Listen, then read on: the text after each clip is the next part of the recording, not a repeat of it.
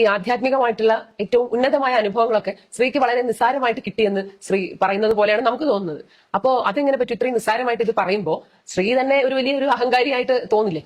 അപ്പൊ അതുപോലെ തന്നെ വേദാന്തത്തിൽ വേറൊരു ഉപമ പറയും. അതായത് ഒരു ഡ്രീമിൽ നമ്മൾ ഒരുപാട് പ്രവൃത്തി ചെയ്യുന്നു, വീട് വെക്കുന്നു, മറ്റു കാര്യങ്ങൾ ചെയ്യുന്നതില്ല. ഇത് ആരാണ് ചെയ്തതെന്ന് ചോദിച്ചാൽ ഉണർന്നു കഴിയുമ്പോൾ നമ്മൾ പറയുന്നത് ആരുമില്ല, അതൊരു ഡ്രീം ആയിരുന്നു എന്ന് പറയുന്ന പോലെ ആധ്യാത്മിക ഭാവത്ത് നമ്മുടെ ഈ പരമബോധമായിരിക്കുന്ന ഈ ബോധത്തിന്റെ എനർജി മനസ്സിൽ തന്റെ എല്ലാ പ്രശ്നങ്ങളും മറന്ന്, എല്ലാ പ്രോബ്ലങ്ങളെയും മറന്ന് ഒരു ട്രാൻസ് സ്റ്റേറ്റ് പോലെ, ഒരു വീണ്ടും ജനിച്ചതുപോലെ ഒരു പിന്നെ വളരെ ഭക്തി സ്വഭാവത്തിൽ ഒരു ആനന്ദത്തിന്റെ ഒരു ഭാവത്തിലുള്ള ഒരു അവസ്ഥയിലേക്ക് പോയി. അപ്പൊ അതിനെ പൊതുവിൽ എത്രത്തോളം മനസ്സിലാക്കിയിട്ടുണ്ടെന്ന് എനിക്കറിയില്ല. പക്ഷേ എനിക്കത് മനസ്സിലായി. ഞാൻ ഏറ്റവും അധികം റെസ്പെക്ട് ചെയ്യുന്ന, ആശ്രമത്തിൽ ഏറ്റവും അധികം ഒരു മാന്യതയുടെ വലിപ്പത്തിൽ കാണുന്ന ഒരു വ്യക്തിത്വമാണ്. അപ്പൊ ഞാൻ ഈ സൗമ്യനെ കുറിച്ച് പറയുമ്പോൾ എല്ലാവരും വരികയും നമ്മൾ എന്തോ ഒരു പരിചയം, അതായത് ആ ഡിവൈൻ ആയിട്ടുള്ള വളരെ ദൈവികമായിട്ടുള്ള ഒരു കോൺഷ്യസ്നെസിന്റെ ആ സ്ഥലത്തിരുന്നുകൊണ്ട്, അതാണ് ഗുരു പറഞ്ഞത്, ഇത്രയും അവയർനെസ് ഉള്ള ഈ സ്ഥലത്തിരുന്നുകൊണ്ട് നമ്മൾ തെറ്റിച്ചാൽ അല്ലെങ്കിൽ നമ്മൾ എന്തെങ്കിലും ചെയ്താൽ ഇമ്മീഡിയറ്റ്ലി ആണ് ഫലം.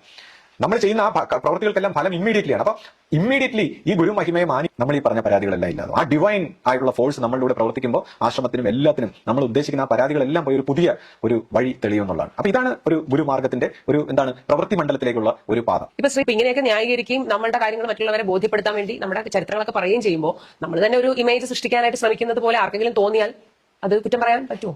സദ്ഗുരുവേ ശരണം. എല്ലാവർക്കും ലൈഫ് ഡിവൈൻ്റെ പുതിയ എപ്പിസോഡിലേക്ക് സ്വാഗതം. ഇപ്പോ ശ്രീ ആധ്യാത്മികമായിട്ടുള്ള കാര്യങ്ങളും ഗുരുമാർഗത്തെ കുറിച്ചൊക്കെയാണല്ലോ സംസാരിക്കുന്നത്. അപ്പോ ആ വിഷയങ്ങൾ എന്ന് പറയുന്നത് നമ്മൾ വളരെ ഭവ്യതയോടെ, വളരെ ബഹുമാനത്തോടെയും അങ്ങനെ സംസാരിക്കുന്ന ഒരു കാര്യമാണ്. പക്ഷെ എനിക്കിപ്പം എഡിറ്റ് ചെയ്തുകൊണ്ടിരിക്കുമ്പോ, ഇപ്പൊ ഷോർട്സിനൊക്കെ വേണ്ടി ഞാൻ എഡിറ്റ് ചെയ്യുമ്പോൾ ഇത് വീണ്ടും കേൾക്കുമല്ലോ. അപ്പൊ എനിക്ക് തോന്നി ശ്രീ വളരെ ലാഘവത്തോടെ ഈ കാര്യങ്ങളൊക്കെ സംസാരിക്കുന്നു. അതായത് വളരെ ലളിതമായ ഒരു രീതിയിൽ അത് പറയുന്നു. നമ്മൾ വളരെ ബഹുമാനത്തോടെ അല്ലെങ്കിൽ പേടിച്ചൊക്കെ പറയുന്ന കാര്യങ്ങൾ ശ്രീ വളരെ ഒരു നിസ്സാരമായിട്ട് പറയുന്ന പോലെ എനിക്ക് ആ ഒരു ടോണിൽ എനിക്ക് അങ്ങനെ തോന്നി.